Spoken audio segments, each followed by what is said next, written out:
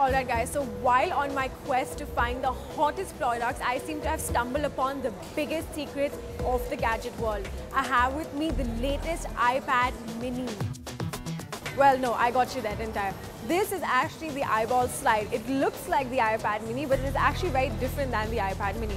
To start with, it runs Android. It runs 4.4.2 KitKat system.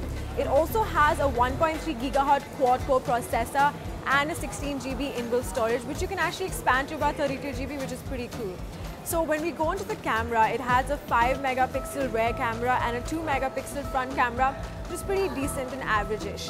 What I do like about this tablet is the fact that there are several ways that you can actually connect to and from this device itself.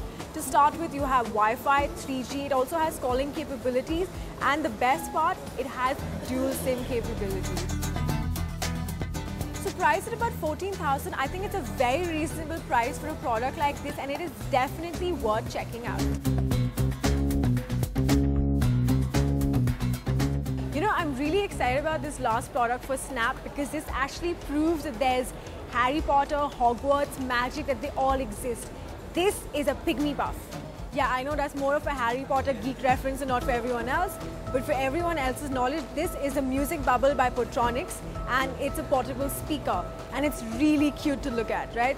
So it's fairly simple to use. It has an inbuilt aux cable. All you have to do is just connect it to your phone, and you switch it on with the button that's given right over here. So you turn it on, and you play your music, and you have a speaker that's portable and rechargeable and ready to go. It has a lithium-ion battery, and it can be recharged using this little USB port here. The packet actually comes with a USB cable, so you don't have to go looking for one more. And the great thing about this is it actually gives you 4 hours of playback, which I think is pretty decent. So priced at about 700 bucks, I think it's a good buy for those who really believe in magic and Harry Potter's genius.